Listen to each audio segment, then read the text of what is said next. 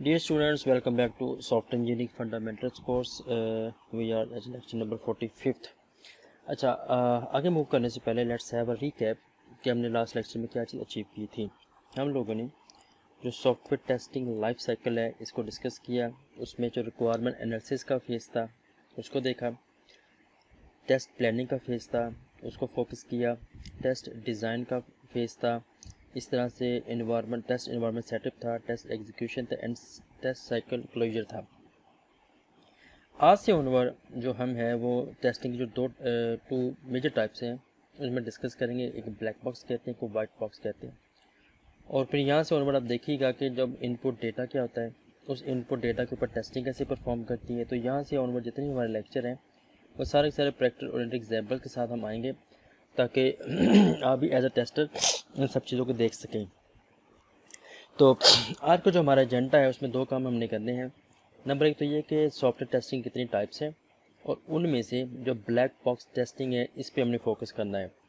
तो टेस्टिंग के जैसे मैंने अभी आपको बता के हटा हूँ टू मेजर टाइप्स हैं। वैसे ग्रे बॉक्स टेस्टिंग भी इसी में आ जाता है, लेकिन मैं आपके लिए फ़िलहाल ये समझें कि टेस्टिंग जो फर्दर स्प्लिटिंग डाउन की हुई है वो एक ब्लैक बॉक्स टेस्टिंग है और दूसरी वाइट बॉक्स टेस्टिंग है। अब ज़रा देखें इनमें दोनों डिफरेंस क्या है।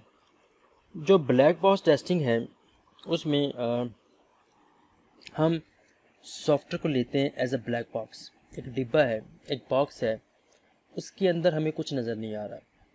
हम सिर्फ कर क्या रहे हैं, हम उसको कुछ इनपुट प्रोवाइड करते हैं, उस डब्बे में कुछ प्रोसेसिंग होती है और आगे से आउटपुट जनरेट कर देता है। हम उस आउटपुट को जो उसने जनरेट की है उसको एक्सपेक्टेड आउटपुट से कंपेयर कर देते हैं और फैसला करते हैं कि सॉफ्टवेयर में कोई फॉल्ट्स हैं, कोई डिफेक्ट्स हैं कि नहीं। यहाँ पे अब वो क्वेश्चन है कि हम किसके साथ कंपेयर करेंगे। वो मल्टीपल टाइम हम डिस्कस कर चुके हैं कि इस स्ट्रेटजी में जो ब्लैक बॉक्स स्ट्रेटजी है हमारे पास रिक्वायरमेंट्स और स्पेसिफिकेशन ये डॉक्यूमेंट होंगे। इन्हीं दो डॉक्यूमेंट को हम बेस मानते हुए, बेसिक समझते हुए, बेस समझते हुए हम जो रिज़ल्ट ऑब्ज़र्व करेंगे उसको एक्सपेक्टेड रिज़ल्ट से कंपेयर करेंगे। दूसरे वर्ड्स में अगर मैं इसकी सेकंड साइड देखूं तो हमने सॉफ्टवेयर से एक फंक्शनैलिटी अचीव करनी है। एक हम कहते हैं कुछ set of input data provide करेंगे, आगे से हमें सिस्टम फंक्शनैलिटी प्रोवाइड करेगा। अब ये फंक्शनैलिटी कैसे डेवलप हुई है, इसमें कौन कौन से फंक्शन इन्वॉल्व हुए, कौन से ऑब्जेक्ट्स क्रिएट हुए, ऑब्जेक्ट्स में कैसे सीक्वेंस चला, कैसे कॉलिंग हुई, हमारे से कोई कंसर्न नहीं है। हम कोडिंग लेवल पे या इस निटी-ग्रिटी डिटेल लेवल के जो जाके हम इसको नहीं देखना चाहते।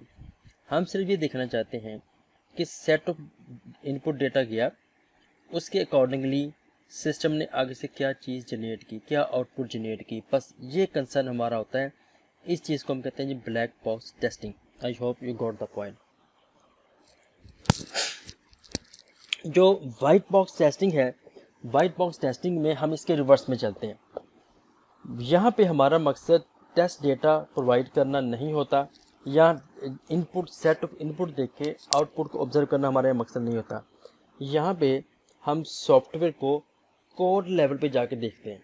मसला जो कोडिंग लेवल पे जो डिफेक्ट्स हैं, जो प्रॉब्लम है, जो बग्स हैं, उनको आइडेंटिफाई करने की कोशिश करते हैं। तो इस जगह पे हम देखना ये चाहते हैं कि एक जो फंक्शनैलिटी अचीव हुई है, मतलब एग्जांपल है कि हम देखना ये चाहते हैं कि जो फंक्शंस हैं वो आपस में कैसे कम्युनिकेट कर रहे हैं, कौन से ऑब्जेक्ट क्रिएट हो रहे हैं, वो कैसे आपस में मैसेजिंग पास कर रहे हैं। हम देखना चाहते हैं सॉफ्टवेयर के इंटरनल पार्ट्स कौन से हैं, ओवरऑल सॉफ्टवेयर के स्ट्रक्चर क्या है, कैसे इसको इम्प्लीमेंट किया गया है। इस लेवल पे जब हम जाते हैं तो हम कहते हैं ये वाइट बॉक्स टेस्टिंग। तो इस मामले में आप देख सकते हैं कि सॉफ्टवेयर को इंटरनली हम ये देखते हैं। अभी आपको इसमें कुछ सर्कल से नज़र आ रहे हैं, तो बेसिकली ये प्रोग्रामिंग लैंग्वेजेस हैं जिसको ग्राफ में कन्वर्ट किया गया है। ये भी इंशाल्लाह हम नेक्स्ट लेक्चर में सीखेंगे कि ये चीज़ कैसे करते हैं कि आपको कोड दिया जाएगा, हम इस कोड को कन्वर्ट कर देंगे into graph. I hope so. अच्छा, शुरू करते हैं जी हमारी पहली classification, that is black box testing. Black box testing में हमें क्या नज़र आ रहा है, आगे फर्दर इसकी जो क्लासिफिकेशन है वो ज़रा देख लेते हैं। ब्लैक बॉक्स टेस्टिंग में जो हमें क्लासिफिकेशन नज़र आती है उसमें सिनेरियो बेस्ड टेस्टिंग है, एग्जॉस्टिव टेस्टिंग है, इक्विवेलेंस क्लास टेस्टिंग है, बाउंड्री वैल्यू एनालिसिस है, डिसीजन टेबल टेस्टिंग है, कॉम्बिनेटरी टेस्टिंग है, ऑर्थोगोनल अरे टेस्टिंग है, स्टेट ट्रांजिशन टेस्टिंग है, डोमेन एनालिसिस टेस्टिंग है, एंड यूज केस टेस्टिंग है। तो बेसिकली अगर आप देखा जाए तो ये आपको जो नज़र आ रहा है तकरीबन 10 चैप्टर्स हैं किसी जो बुक में। मैंने कहा था ये बहुत एडवांस कॉन्सेप्ट है सॉफ्टवेयर टेस्टिंग का, ये पूरा एडवांस कोर्स है, हम इस जगह पे इस लेवल पे जा नहीं सकते। तो फॉर द टाइम बीइंग हमारे पास जितना टाइम है उसके अकॉर्डिंगली हम सिर्फ इसमें से जो 3 टाइप्स हैं उन्हीं को ही कवर करेंगे। उसमें पहली टाइप आ जाती है एग्जॉस्टिव टेस्टिंग, दूसरी टाइप इसमें आ जाती है उसको हम कहते हैं इक्विवेलेंस क्लास टेस्टिंग, और जो तीसरी टाइप है जो हम यहाँ पे कवर करेंगे उसे हम कहते हैं ये बाउंड्री वैल्यू एनालिसिस। तो आज के लेक्चर में ये तीनों के तीनों चीज़ें मैं कवर करूँगा। आई हैव स्ट्रॉन्ग होप्स कि इंशाल्लाह आपको ये सब चीज़ें बिल्कुल क्लियर हो जाएंगी। तो शुरू करते हैं जी हमारी पहली टेस्टिंग जिसे हम कहते हैं एग्जॉस्टिव टेस्टिंग। अच्छा, एग्जॉस्टिव, ये जो वर्ड एग्जॉस्टिव इसका मतलब क्या है? एग्जॉस्ट हो जाना, थक जाना, थकावट हो जाना। तो एग्जॉस्ट वहीं से आया, एग्जॉस्टिव टेस्टिंग भी वहीं से आई है। एग्जॉस्टिव टेस्टिंग हमसे क्या उम्मीद करती है? एग्जॉस्टिव टेस्टिंग हमसे कहती है कि किसी भी इनपुट वैल्यू स्पेस के अगेंस्ट में जितनी भी पॉसिबल वैल्यूज़ हो सकती हैं उन सब के अगेंस्ट में सिस्टम को टेस्ट करो। मतलब आपको पता लग गया है कि 8-10 इनपुट हमने करके देख ली है, उस रेंज में हमें समझ आ गई कि ये चीज़ पॉसिबल है, लेकिन एग्जॉस्टिव टेस्टिंग हमसे डिमांड करती है कि आपने वो सब के सब टेस्ट केसेस लाजमी एग्जीक्यूट करें। एग्जांपल है, हम नेशनल टेक्सास यूनिवर्सिटी है वो हमसे डिमांड करती है कि एक पर्सन है उसकी फंक्शनैलिटी टेस्ट करनी उसकी एज की। तो पर्सन की एज एक पैरामीटर जो हम पास करने जा रहे हैं, एट्रीब्यूट है या एक फंक्शन है जो भी है, तो वो फंक्शन हम ले लेते हैं कि इसको इनपुट मिलेगी पैरामीटर एज एज, तो एज के अकॉर्डिंगली वो हम टेस्ट केस करेंगे। अब हम उम्मीद करते हैं बहुत ज़्यादा भी नहीं, हम कहते हैं कि जो एक पर्सन है वो 1 साल से लेकर 100 साल तक जी सकता है। लेट्स सपोज मैं रफली एक आइडिया कर रहा हूँ। अब इसका मतलब क्या हुआ? एग्जॉस्टिव टेस्टिंग के अकॉर्डिंगली जो सॉफ्टवेयर है वो सबसे पहले टेस्ट किया जाएगा इनपुट डेटा जो है 1, फिर इनपुट है 2, फिर इनपुट है 3, 4, 5 एंड कंटिन्यू अप टिल 100। यानी कि एग्जॉस्टिव के पॉइंट ऑफ व्यू से ये हमें 100 टेस्ट केस लिखने पड़ेंगे। अभी मैं ये नहीं कह रहा कि अगर आप लिख देंगे ना इंटीजर एज, तो अब आप सोचिएगा कि इंटीजर के पर्सपेक्टिव से ये कहाँ तक बात जाएगी जी। अब इंटीजर की क्या रेंज होती है, उस सारी रेंज को टेस्ट करना क्या होगा, सोचें ज़रा। मैं अभी डेटा टाइप्स इनकी तरफ नहीं आ रहा, ठीक है। तो ये वो चीज़ है जो हमें यहाँ प्रॉब्लम करती है। अच्छा, क्वेश्चन है कि अगर ये इतनी बेहतर चीज़ नहीं तो फिर क्यों बुक्स में डिस्कस किया जाता है? कुछ जगह पे ये एप्लीकेबल है। एग्जांपल है, अगर हमारे पास एक डेटा टाइप ऑफ बुलियन जिसको हम बूल कहते हैं, बूल मेरे पास डेटा टाइप है और उसका एक वेरिएबल है फ्लैग, बूल फ्लैग यहाँ पे एक वेरिएबल है। तो अब आप मुझे बताएं इसकी कितनी ऑप्शन हो सकती हैं जी। डेफिनेटली या तो ये ट्रू होगा या फॉल्स होगा, बस इन 2 इनपुट स्पेस के अगेंस्ट को टेस्ट किया जाएगा।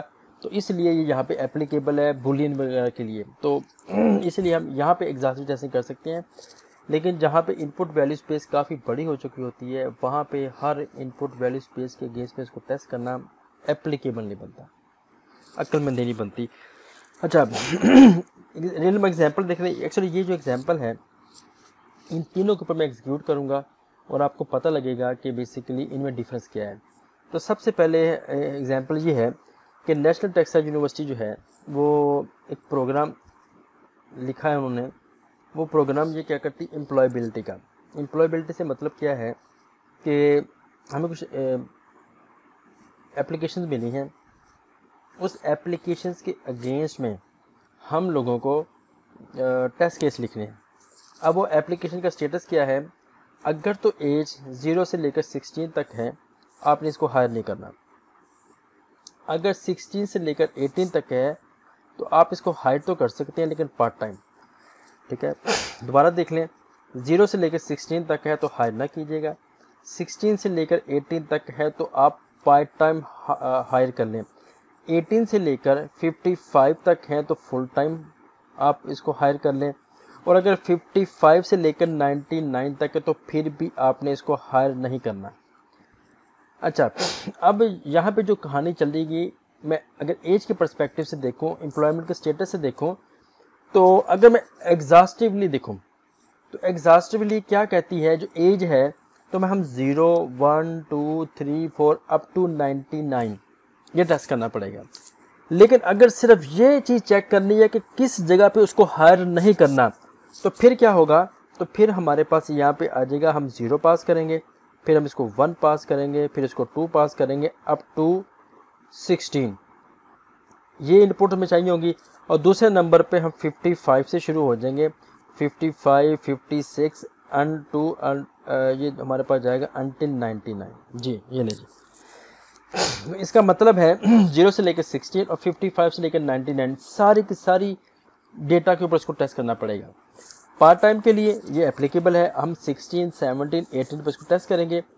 और ये जो दूसरे नंबर पे है फुल टाइम, इसके लिए अगेन सोचें कि 18 से लेकर 55 तक कितनी इनपुट स्पेस बनती है जिस पर टेस्ट करना पड़ेगा। लेकिन अगर हम सिर्फ ओवरऑल एज को टेस्ट करें, एज को पैरामीटर मानते हुए, अभी तो मैं लेके आया था एम्प्लॉयमेंट स्टेटस के हवाले से, लेकिन अगर हम सिर्फ एज को पैरामीटर माने, सोचे फिर क्या होगा, फिर 0 से शुरू हो जाए 99 तक सब टेस्ट केस लिखने पड़ेंगे। तो इसलिए जो एग्जॉस्टिव टेस्टिंग है ये बहुत जगह पे हमें एप्लीकेबल नज़र नहीं आती, तो time consuming and too much expensive. अब क्वेश्चन एक्सपेंसिव के सेंस में मैं आपको बताया था कि जो सॉफ्टवेयर टेस्टिंग है, इसके साथ जब हम लोगों ने लास्ट में देखा क्या था कि कॉस्ट एस्टिमेशन, तो कॉस्ट भी एस्टिमेट कर रहे हैं, एफर्ट भी एस्टिमेट कर रहे हैं, लिहाजा अगर इस तरह से हमें टेस्ट केस करना पड़ गया तो it will cost too much expensive. I hope you got the point. इसके बाद हम लोगों ने जो मूव करना है वो हमारी सेकंड स्पेस है, जिसको हम कहते हैं इक्विवेलेंस क्लास टेस्टिंग। जो इक्विवेलेंस क्लास टेस्टिंग है ये क्या करती है, बेसिकली ये एग्जॉस्टिव टेस्टिंग ही है, लेकिन ये क्या कहती है, ये कहती है कि एग्जॉस्टिव टेस्टिंग में जो टेस्ट केसेस हैं ये उसको रिड्यूस कर देती है। अच्छा, क्वेश्चन है कि अगर टेस्ट केसेस रिड्यूस कर देंगे तो टेस्ट कवरेज का क्या बनेगा। देखिए, टेस्ट कवरेज भी तो अचीव करनी है ना, हमें 100% टेस्ट कवरेज अचीव करनी है कि हम जो डेटा प्रोवाइड करें तो उस डेटा में जो डेटा कवर होना है, जो फंक्शनैलिटी कवर होनी है वो 100% कवर भी हो जाए। तो मज़े की बात इसमें, इंपॉर्टेंट बात इसमें ये आ जाएगी कि इक्विवेलेंस क्लास टेस्टिंग में टेस्ट केसेस की तादाद को कम कर दिया गया, रिड्यूस कर दिया गया, लेकिन स्टिल भी रीजनेबल टेस्ट कवरेज हमें मिल जाती है। कैसे मिल जाती है, यहाँ पे हम पार्टीशन कर देते हैं इनपुट डेटा की, उसको जो हमें जो सेट ऑफ डेटा मिलेगा, हम उस सेट ऑफ डेटा को पार्टीशन कर देंगे इनटू डिफरेंट क्लासेस। वो क्लासेस कौन सी होती हैं, यहाँ पे हम पार्टीशन करते हैं सेट ऑफ डेटा को इनटू 3 क्लासेस। अब उसमें जो 3 क्लासेस में हम इसमें डिस्ट्रीब्यूशन आती है वो कौन कौन सी है, तो एक तो इसमें आ जाती है वैलिड, एक इसमें आ जाती है इनवैलिड, और दूसरी भी इसमें आ जाती है इनवैलिड। अब इसका मतलब क्या हुआ, 2 इनवैलिड क्या कर रही हैं, बेसिकली ये जो 2 आपको इनवैलिड नज़र आ रही हैं ये एक रेंज है, मतलब वैलिड से पहले इनवैलिड और वैलिड के बाद इनवैलिड, ये 2 चीज़ों को देखते हैं। तो ये जो क्लास है इसे कहते हैं इक्विवेलेंट क्लास, इसी वजह से इसका नाम है इक्विवेलेंस क्लास टेस्टिंग। तो दोबारा सुन लें, दोबारा अंडरस्टैंड कर लें। एग्जॉस्टिव टेस्टिंग में हमें प्रॉब्लम क्या था कि हम हर इनपुट वैल्यू स्पेस पर टेस्ट किए जा रहे थे, तो इस चीज़ को मैनेजेबल करने के लिए क्या करना पड़ेगा, टेस्ट केसेस के नंबर को, तादाद को कम करना पड़ेगा, तो रिडक्शन करनी पड़ेगी टेस्ट केसेस में। तो इक्विवेलेंस क्लास ये काम करती है कि इनपुट वैल्यू स्पेस को पार्टीशन कर देती है 3 क्लासिफिकेशन में, 3 क्लासेस में, और उसमें से एक क्लास है वैलिड की और 2 क्लासेस आ जाएंगी इनवैलिड की। जो पहली इनवैलिड है वो होगी एंट्री से पहले, मतलब वैलिड होने से पहले, और वैलिड होने के बाद की क्या रेंज है। तो ये हमारे पास आ जाती है इक्विवेलेंस क्लास। अब मैं प्रैक्टिकली जब इसको अप्लाई करके दिखाता हूँ तो शायद आप ज़्यादा इसको अंडरस्टैंड कर लेंगे। अब हमारे पास ये क्या है जी, यहाँ पे एक रेंज है 1 to 50, एज कह लें, कोई नंबर कह लें, कुछ वटेवर जो भी आप इसमें लेके आ सकते हैं, नंबर ऑफ़ सीट्स कह लें, तो बस किसी बस में 1 से लेकर 50 तक लोग आ सकते हैं, ये उसकी रेंज है। अच्छा, अब हम जब इसको टेस्ट करेंगे, इसको जब टेस्ट करेंगे तो टेस्ट में हमारे पास क्या होगी, अब हमने 1 से लेकर 50 तक आएगी वैल्यू रेंज। तो मैंने बताया कि हमारे पास यहाँ पे क्लासिफिकेशन होगी, 3 फर्दर पार्टीशन होगी। एक पार्टीशन होगी जिसमें 1 से लेकर 50 तक वैल्यू आ जाएंगी, जो आपको यहाँ पे नज़र आ रही है। दूसरी रेंज होगी इनवैलिड की, वो कौन सी होगी, जो 1 से लोअर देन है। और दूसरी इनवैलिड कौन सी, जो 50 से ग्रेटर देन है, यानी कि जो 50 से ग्रेटर देन है वो रेंज इनवैलिड की यहाँ पे आ जाएगी। और दूसरे नंबर पर जो लेस देन 1 है वो रेंज आपको इनवैलिड की यहाँ पे नज़र आ जाएगी। आई hope you got the idea. मैं फिर भी आपको दिखा देता हूँ मैं क्या करने की कोशिश कर रहा हूँ। तो पहली जो हमारे पास रेंज आ जाएगी वो होगी वैलिड की। तो यहाँ पे x की वैल्यू कौन सी होगी, x की वैल्यू हो सकती है 1 से लेकर 50 तक। ये इंक्लूसिव है, मतलब 1 और 50 इसमें इंक्लूसिव है। अच्छा, अब हमें यहाँ पे लेके आनी है 2x की ऐसी वैल्यू जो कि इनवैलिड होंगी। तो एक हमारे पास आ जाएगी x की वैल्यू जो लेस देन 1 है, और एक आ जाएगी इसमें x की वैल्यू जो 50 से ग्रेटर देन है। अच्छा, अब क्वेश्चन ये हुआ कि ये पार्टीशन करने से क्या बेनिफिट हुआ। हमने कहा था कि जो इक्वलेंस क्लासेस हैं, इन्होंने क्या किया था, इक्वलेंस क्लासेस ने नंबर ऑफ टेस्ट केस को रिड्यूस कर दिया था। अब नंबर ऑफ टेस्ट केस में रिडक्शन कैसे आ गई, नंबर ऑफ टेस्ट केस में रिडक्शन इस तरह से आ गई। अब हम क्या करेंगे, इस इनपुट वैल्यू स्पेस जो हमने पार्टीशन की है, इस पार्टीशन में से कोई एक दो करके टेस्ट कर लेंगे। तो हमारा इसका मतलब है अगर ये किसी एक पे भी पॉजिटिवली एग्जीक्यूट हो गया तो हम परसीव करेंगे जब बाकी वैल्यूज़ पे भी पॉजिटिवली एग्जीक्यूट हो जाएगा। एग्जाम्पल है 1 से लेकर 50 तक है, फ़र्ज़ करें हम इसको 5 पर टेस्ट कर लेते हैं और दूसरे नंबर पे हम इसको टेस्ट कर लेते हैं 20 पे या 10 पे या जो भी आपका दिल करता है, या अकेला 5 पे कर लें। तो हम इस रूल के साथ यहाँ पे चलेंगे कि अगर ये सॉफ्टवेयर 5 जो डेटा है उस पर भी सही परफॉर्म, इसके रिज़ल्ट ठीक आया, एक्सपेक्टेड रिज़ल्ट ठीक आया, 20 पे भी एक्सपेक्टेड रिज़ल्ट ठीक आया, तो अब हम यकीन कर देंगे कि एक बाकी जितने भी डेटा बचता है उस पर भी ये ठीक आउटपुट जनरेट करेगा। ठीक हो गया। बजाय एग्जॉस्टिंग में क्या करेंगे, 1 से शुरू हो जाएंगे 50 तक, हर इनपुट वैल्यू स्पेस पर टेस्ट करना शुरू कर देंगे। तो यहाँ पे है ट्रस्ट लेवल कि हम कहते हैं कि ठीक है, अगर इन वैल्यूज़ पे ठीक आ रहा तो बाकी पे भी ठीक आएगा, ये आ ही जाएगा, ये आ ही जाएगा, जो बट जो भी आप कहते हैं। तो इसका मतलब है आप उनको टेस्ट करने की ज़रूरत नहीं है बाकी वैल्यूज़ को। अच्छा, व्हाट अबाउट दिस एक्स। अब इस एक्स में क्या करना आप लोगों ने, वेरी सिंपल। अब यहाँ पे हमें वही डेटा लेंगे जो लेस देन 1 है, उसके ऊपर हम देखेंगे कि क्या सॉफ्टवेयर ने इन वैलिड एक्सप्रेशन शो किया कि नहीं, मतलब डेविएट किया कि नहीं इस चीज़ के ऊपर। मतलब उसको अगर कोई बंदा फ़र्ज़ करे किसी बस में पैसेंजर है 1 से 50 तक, तो अगर मैं सीट नंबर 50 करूँगा, सीट नंबर 20 करूँगा तो ये तो वैलिड है।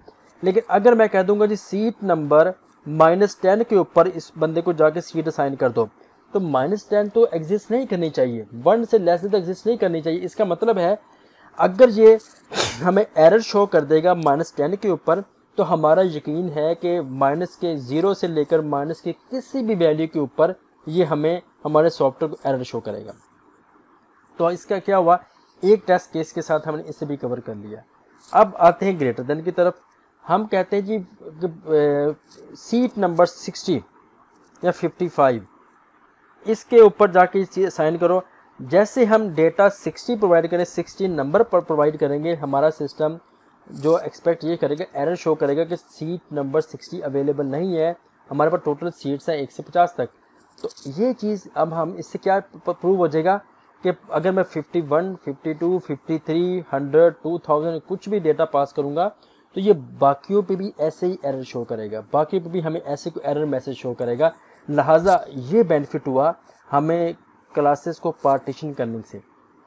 ठीक हो गया।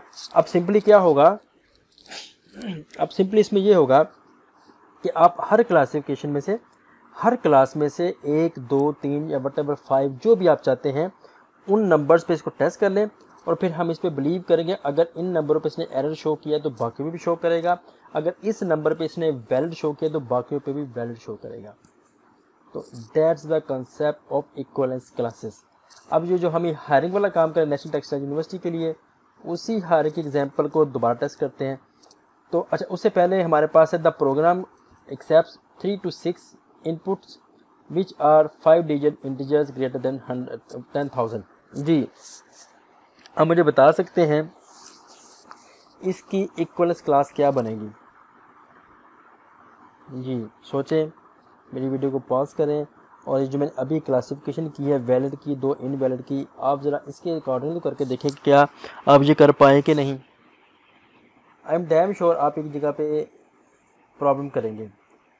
वो क्या हो सकता है, यहाँ पे जो डेटा है उसकी ज़रा गौर कीजिएगा। एक तो डेटे में आपको नज़र ये आ रहा है कि वो 5 डिजिट इंटीजर ही होगा। दूसरे नंबर पे क्या होगा, वो ग्रेटर देन होगा 10,000। अब आप यहाँ पे देखें 1 2 3 4 एंड 5, तो ये 5 डिजिट नंबर है।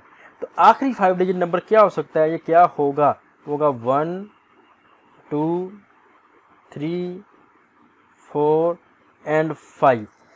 जैसे हम इसमें 1 ऐड कर देंगे तो ये 6 डिजिट नंबर बन जाएगा। तो अब हमने इस चीज़ को भी टेस्ट करना है, 5 डिजिट को भी और उसकी ये जो बाकी है वो इसको भी। तो अब ज़रा हम आते हैं, इसकी पार्टीशन कर लेते हैं। तो सबसे पहले तो वो जो 5 डिजिट नंबर है उसको देख लेते हैं। तो हमारे पास यहाँ पे आएगा कि 10,000 से लेकर 99 तक हमारे पास आ जाएगी वैलिड रेंज, और एक भी इससे ऊपर जाएंगे तो वो बन जाएगा 6 डिजिट नंबर, लिहाजा वो भी निकल जाएगा। और एक स्टेप भी इससे माइनस करेंगे, 10,000 से एक माइनस कर दूंगा तो आंसर आ जाएगा 9 9 9 एंड 9, तो ये बन जाएगा 4 डिजिट नंबर। लिहाजा इससे नीचे जितने भी नंबर्स आएंगे वो सारे के सारे इनवैलिड होंगे। अब दूसरे नंबर पे क्या करना है, अब प्रोग्राम एक्सेप्ट्स 3 to 6। इसका मतलब है फर्ज जैसे पासवर्ड होता है, आप जब पासवर्ड इनपुट करते हैं तो आप कहते हैं जी आपके पास चांसेस है, कोई गैसिंग गेम है, आप कहते हैं जी आपके पास मिनिमम 3 मैक्सिमम 6 ट्राइज हैं, 6 के बाद आपकी गेम क्विट कर जाएगी। तो अब इसको भी टेस्ट करना है। तो अब हमारे पास वैलिड रेंज क्या बन रही है, यहाँ पे 3 to 6 हमारे पास वैलिड रेंज है, ग्रेटर देन 6 सारे बन जाएंगे इनवैलिड, एंड लेस देन 3 भी सारे बन जाएंगे इनवैलिड, कुछ इस तरह से। आई होप अब आपको इसको अंडरस्टैंडिंग हो गई होगी। अब जो इक्वलेंस क्लास के ऊपर जो हमारे पास थी हायरिंग वाली, उसको देखते हैं जी। तो बता सकते हैं यहाँ पे हमें क्या डेटा चाहिए होगा इक्वलेंस क्लास के लिए। अगर हम एम्प्लॉय के स्टेटस की तरफ जाते हैं तो ये हमारे पास बन जाएगी वैलिड रेंज, ये वाली 0 से लेकर 16। तो लेस देन 0 ये हमारे पास आ जाएगी invalid, and greater than 16 don't hire में ये हमारे पास बन जाएगी एक सेंस में। अब इसको देखिए, अब मैं ये इसको आप पे छोड़ता हूँ कि आप बाकी सब चीज़ों को कैसे पूरा करते हैं। इट्स अप टू यू कि आप बाकी की चीज़ों से क्या करते हैं, ठीक है जी। ओके जी, अब है बाउंड्री वैल्यू टेस्टिंग। अब इसमें क्या होगा, अच्छा हमने जब सॉफ्टवेयर टेस्टिंग पढ़ना शुरू की तो हमने कहा कि सॉफ्टवेयर में डिफेक्ट्स जब आते हैं तो उस वक्त सॉफ्टवेयर फेलियर्स की तरफ जाता है। अभी क्वेश्चन ये है कि डिफेक्ट्स कहाँ पे पाए जाते हैं। तो जब हम इनपुट डेटा के वाले से बात करें, रिक्वायरमेंट्स या कोड के वाले से बात करें, तो जो डिफेक्ट्स हैं वो सिस्टम की बाउंड्रीज पे अवेलेबल होते हैं। लिहाजा बाउंड्री वैल्यू एनालिसिस क्या करती है, ये सॉफ्टवेयर को टेस्ट करती है बाउंड्रीज के ऊपर। एग्जाम्पल है, हमारे पास बाइक है या हमारे पास गाड़ी है, वो है जी 1000 cc, या हमारे पास 1 to 5 बाइक है। अच्छा जी, 1 to 5 जो बाइक है वो हम कहते हैं उसकी जो स्पीड है वो 1 किलोमीटर पर आवर से लेकर 125 किलोमीटर पर आवर तक हो सकती है। अब इसका मतलब है 1 से लेकर 125, 1 से लेकर 1 to 5 उसकी रेंज होगी नॉर्मल वर्किंग की। लेकिन जैसे ही व्हाट विल हैपन, अगर हम उसको 1 to 5 स्पीड पे ले आएंगे तो क्या वो 1 to 6 स्पीड पे आ जाएगा, और आएगा तो सिस्टम का बिहेवियर क्या होगा, इंजन का बिहेवियर क्या होगा। तो इस किस्म की जब बाउंड्रीज पे वैल्यू को टेस्ट करना होता है तो फिर हमारे लिए बाउंड्री वैल्यू एनालिसिस भी आ जाता है। मैं अभी प्रूव करूंगा कि जो अभी आपने एग्जांपल्स देखी थी उसमें से कुछ एक डिफेक्ट ऐसा था जो अभी तक ना एग्जॉस्टिव टेस्टिंग पकड़ सकी है ना उसको अभी तक कैच कर सकी है बॉन्ड, ये जो आपके पास इक्वलेंस क्लास थी। ठीक है, अभी मैं प्रूव करूंगा। वैसे जो डिफेक्ट्स है ना, डिफेक्ट के पर्सपेक्टिव से सबसे बेस्ट जो तरीका है, जो टूल है, वो इंस्पेक्शन है। तो चूंकि हम इस वक्त सॉफ्टवेयर क्वालिटी नहीं पढ़ रहे हैं, वरना मैं आपको इंस्पेक्शन के बारे में बता दें इंस्पेक्शन क्या होती है।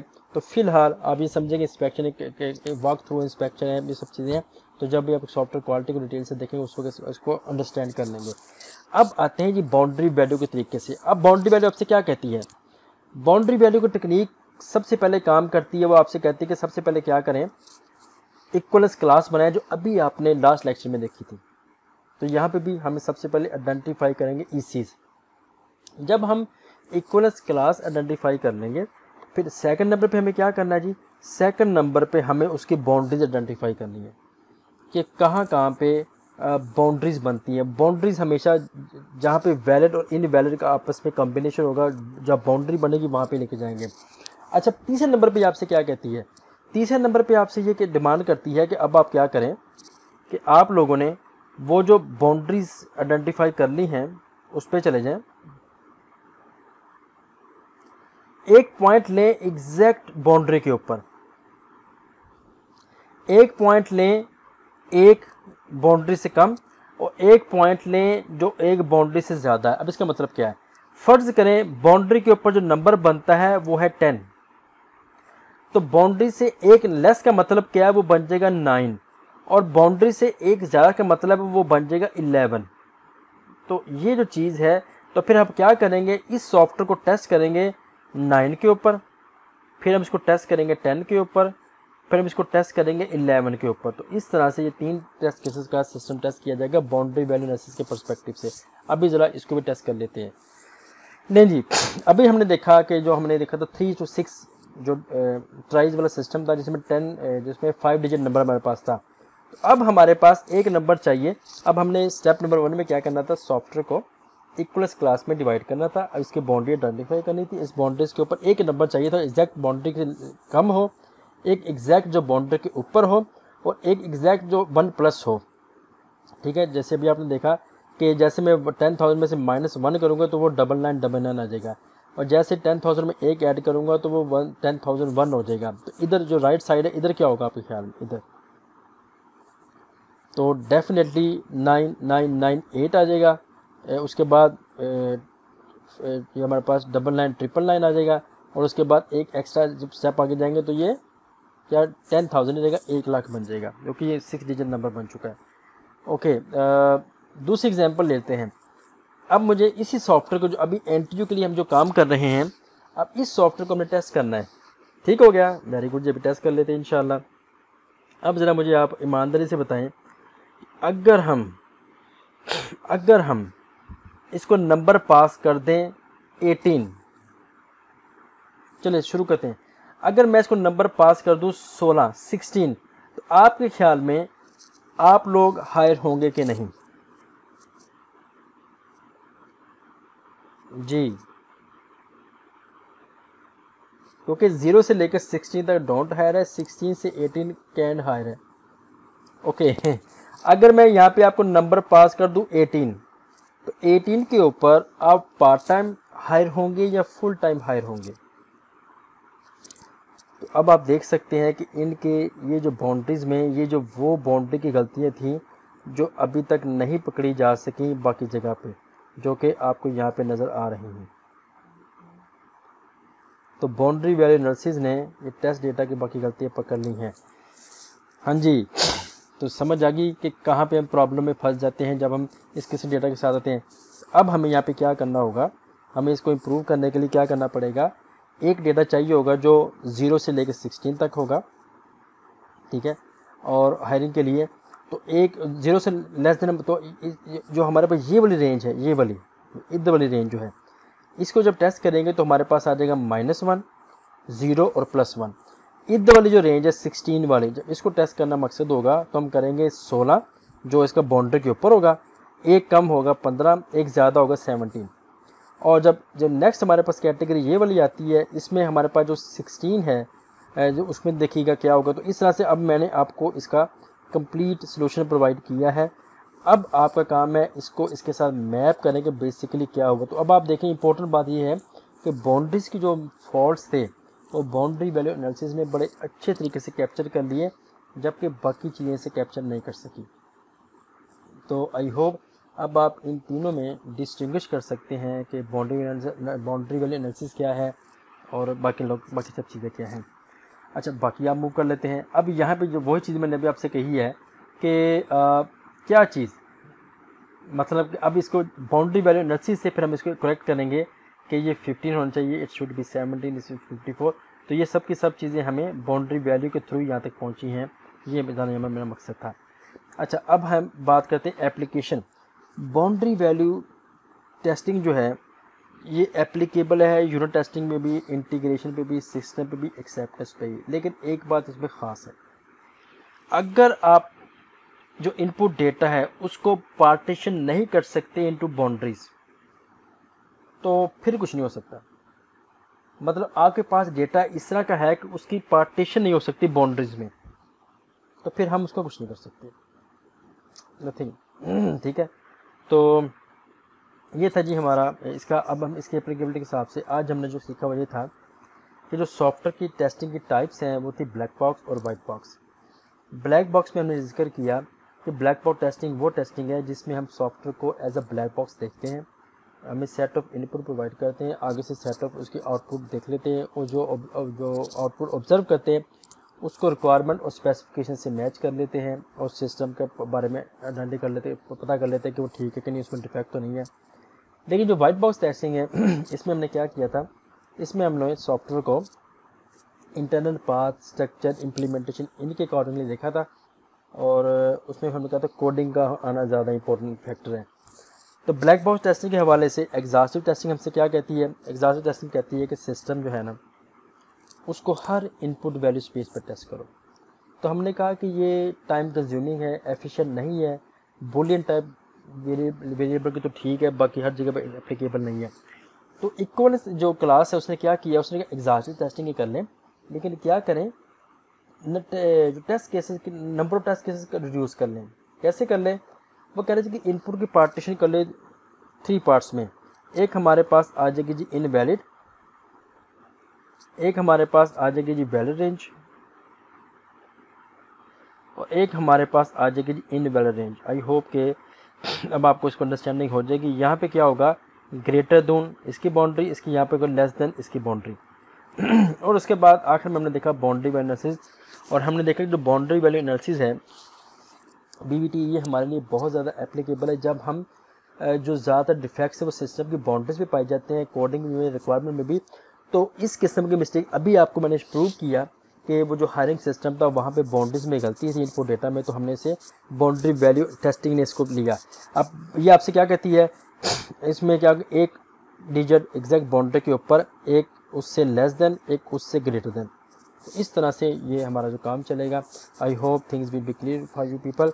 अगर फिर भी कोई इशू है, you are free to ask, you are welcome to ask, you are warmly welcome to ask. तो अपना बहुत सा ख्याल रखिएगा। इंशाल्लाह अगले लेक्चर में मिलते हैं। अनटिल नेक्स्ट लेक्चर, अल्लाह हाफिज़।